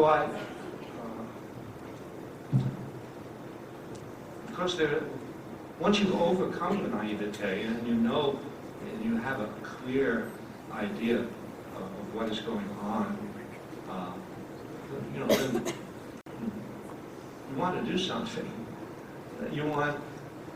Once you get the idea that it's up to you, that you can't depend on the government, you can't depend on the press, that it's up to you. Of course, African Americans learn this better than anyone else, because African Americans, after the Civil War, they had the 14th and 15th Amendments. They learned it didn't mean anything. They learned the federal government it was not just the South. There's this mistaken notion, the South is racist, the North is liberal. No, the Southern governments are racist, but the federal government is liberal. Not so. The federal government supported, collaborated with the racist South for a very, very long time, and did not do anything to enforce the 14th and 15th Amendments. Every president of the United States for almost 100 years violated his oath of office. Democrats, Republicans, liberals, conservatives, Johnson, Kennedy, all of them.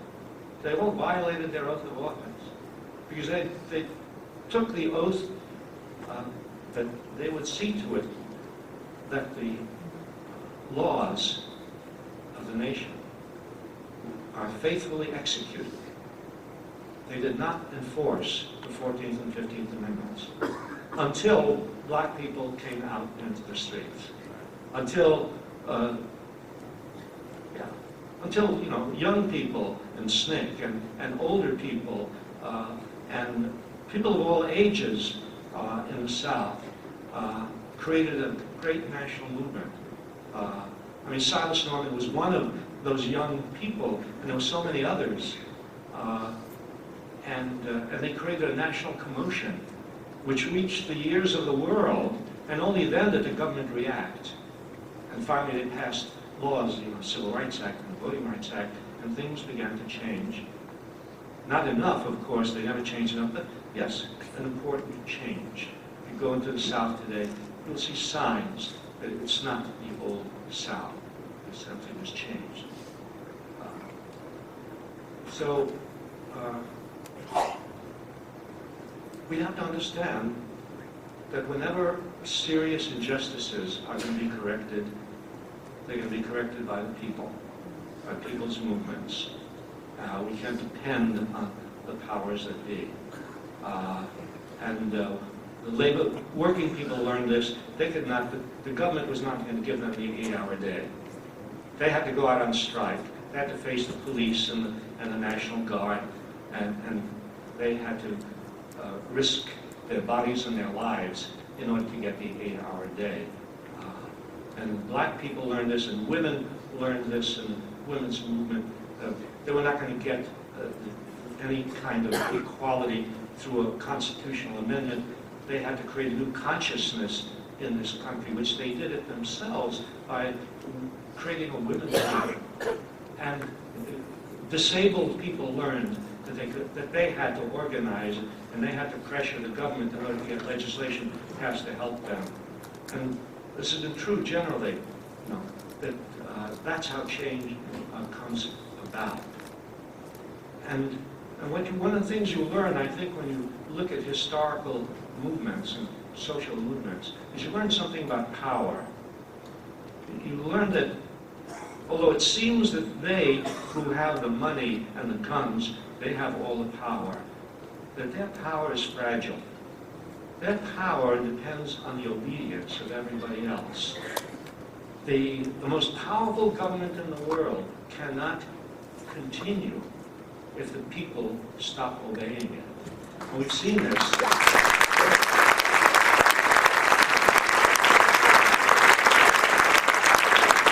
We've seen this around the world. And the dictators who seem to have absolute power, they wake up one morning, there's 1 million people in the streets. And the dictator is soon on a helicopter going off to refuge in another country. We've seen this again and again all over the world. Their power is fragile. The power of corporations depends on people working for them. Ford Motor Company, well, nobody's going to organize Ford. We're never going to have a union at Ford. We're never going to have a union at General Motors. Oh no. I mean, look at how much money they have, and look at the goons they have, and look at everything they have, and no. But when workers stopped working at Ford, stopped working at General Motors, and the machinery was shut down, they gave in, they submitted. And when governments cannot carry on a war when the GIs begin to rebel against it. And this is what happened. This is what happened. Power who say, we will never give in. We will never cut and run. We will stay the course. Well, we've seen how in history people said, we will never cut and run, and they cut and run. They said they will stay the course, and they didn't stay the course. I remember that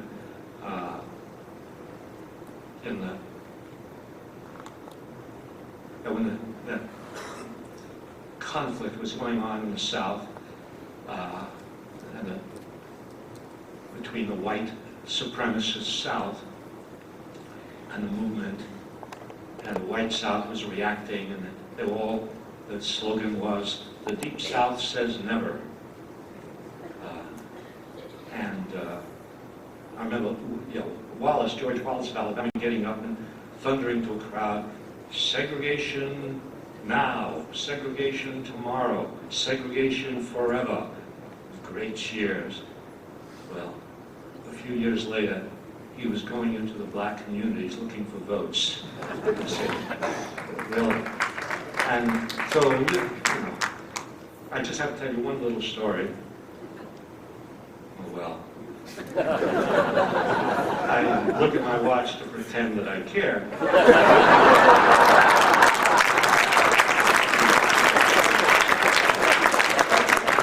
I just have to tell you that. And Silas will appreciate this, John Conyers will appreciate this, a lot of you will appreciate it.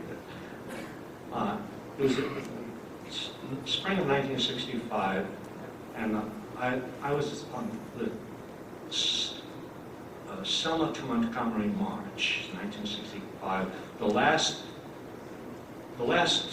leg of the march was last 20 miles into Montgomery, and the night before that march, we all slept on, it had poured rain, and we slept in our sleeping bags on a sea of mud. And then we got up and walked 20 miles into Montgomery. And by the time we got to Montgomery, I said to myself, no, I'm not sticking around for the speeches. There are going to be speeches, you know. And so, no, I want to go home. A lot of my revolutionary activity has been curtailed by my wanting to go home.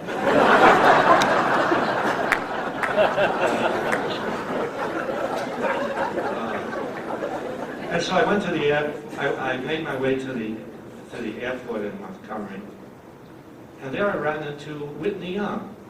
Whitney Young was my colleague and friend in Atlanta. He had been dean of the school of social work at Atlanta University. Now he was head of the Urban League, and he was coming into the airport to go to the celebration of the end of the march. And he was tall, and he was tall, distinguished-looking black man, and we decided, oh well, we'll have a cup of coffee together. Well, the restaurant in the Montgomery Airport was still a white restaurant, but we sat down at the table anyway, and this young woman came over, and she took in the scene, and I could see in her eyes, this battle going on. What am I going to do? And then she turned to Whitney Young, and she said, and what will you have? And then I looked at her uniform. There's this big button which said, "The Deep South says never." So it's important to keep in mind that we do have power. You don't see it. It grows. It's invisible at first. It grows as everybody does something small, and that's really millions of, you don't have to do heroic things, millions of people doing small things at certain points in history accumulate, and something changes. So that's all, we all have to do small things. And I feel confident that at some point we will live in a different country, in a different world, in a peaceful country, in a peaceful world, a more just country, a more just world, because there are people like us all over the world who really want the same things. Our interests are the same. Our interests are not the same as our leaders or their leaders, but our interests are the same. Thank you.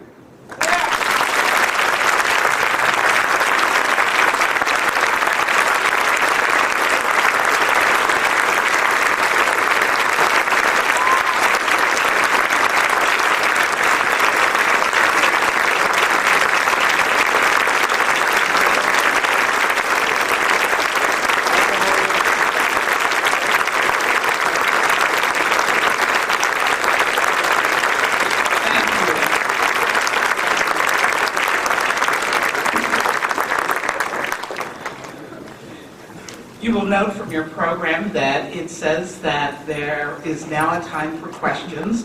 I have a whole series of written questions, but in the interest of time, I'm simply going to ask Dr. Zinn to respond to one, and that is, what lessons can today's activists take from the experience of the 60s? Are there mistakes that can be avoided and successes that can be emulated?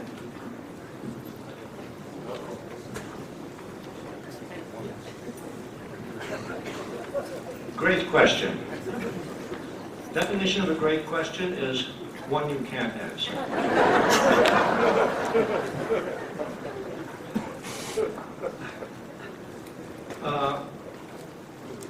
Well, mistakes. Well, one basic mistake, I would say, is the idea that once you've won certain victories, you can go back home, that you can stop. Oh, well, we have a Voting Rights Act, we have a, you know, I think the movement, the movement against racial segregation, movement for racial equality, foundered on the just that point, that there were victories won with the passage of certain legislation, with the taking down of the segregation signs and so on. And after that, the movement began to dissipate because there was not the understanding that you can win this victory and that victory, but there are more fundamental things to be done, which you must not stop fighting for. And in the case of the Civil Rights Movement, the fundamental thing was that although, yes, now black people could vote, and now you could go into a restaurant, although as Dick Gregory said, they may not have what I want.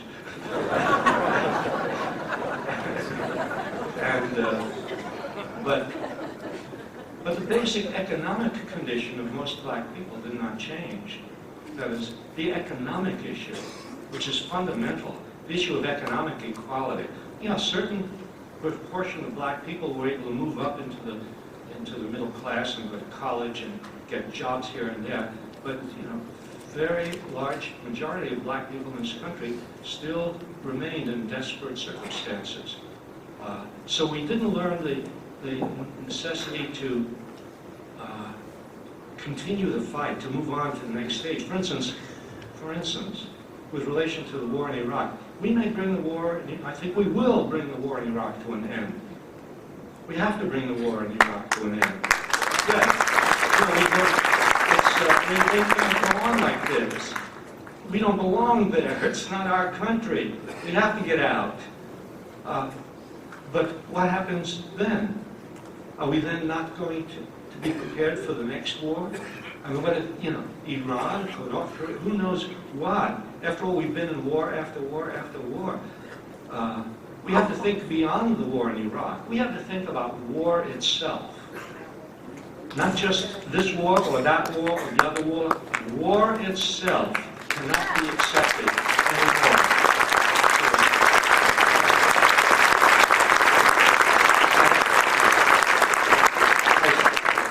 I say this as a veteran of war. No, not the Spanish-American War. Veteran of World War II. I was a bombardier in the Air Force. And that was a good war. I volunteered because, oh, wow, this is a just war. This is a good war. War against fascism. And yes, there was a certain moral element to this war. But by the end of the war, when I began to think about it and reflect on it, this war, which had more of a moral core than other wars, and that's why he was looked upon as a good war, was deeply flawed morally. It was full of atrocities, not just committed by the Nazis, but committed by us. Hiroshima and Nagasaki were atrocities. The bombing of civilian populations. 600,000 Japanese civilians died. These were not people who bombed Pearl Harbor. These were just ordinary Japanese men, women, and children who died under our bombs. We denounced the Nazis for bombing civilians when the war first started, and then we were doing it ourselves, and on a much larger scale. And then, I participated in a bombing raid. Well, in fact, I saw it described somewhere in one of these brochures, which you can read about it.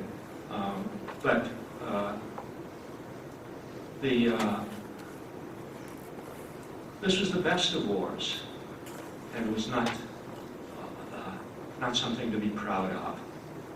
And when it was over, 50 million people were dead. And was the world, how different was the world? Yes, Hitler was gone, Mussolini was gone, Japanese military machine, but was fascism gone from the world? Was racism gone from the world? Was militarism gone?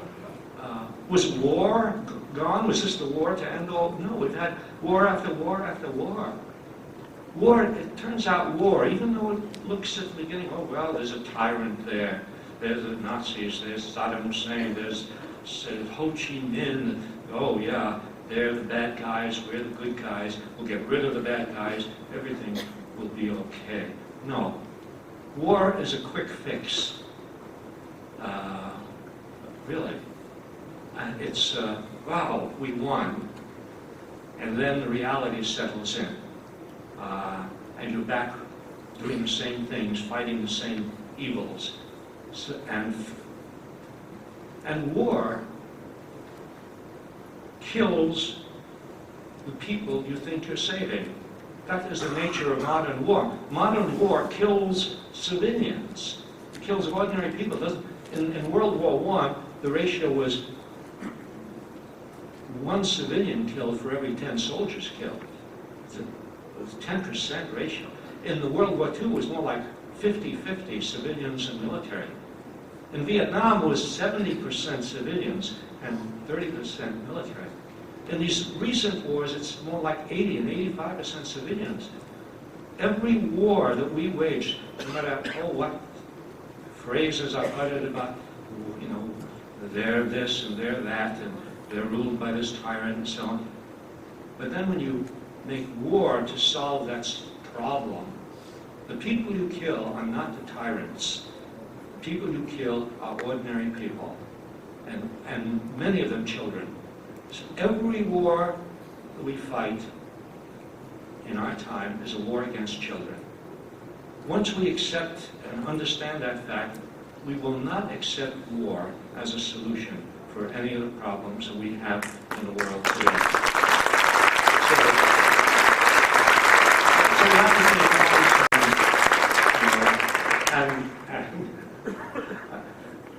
just one question, one little question, but on the other half of that question, but on the things positively we can learn. Yes, what positively we can learn is what I said about power. That it's possible for powerless people to develop power. And maybe I'll add one more thing, and that is what people who are in movements learned and still learn. You who are activists and involved, and so maybe I'm not telling you anything new to you. But what people learn in social movements is how it enhances your life just to be involved in a movement. Even if you don't immediately win, even if victory is far away, that just participating in a movement does something. It enriches your life. And I remember we would have reunions of Southern people in Snake and people in the Southern. We'd have reunions. And people would tell stories about how terrible it was, you know, riding through the Mississippi night with cars behind you, lights flashing, and how dangerous it was, and getting beaten. And people tell those stories, and then they would say, those were the best days of my life. When you are working together with other people for something you believe in, that makes life worth living.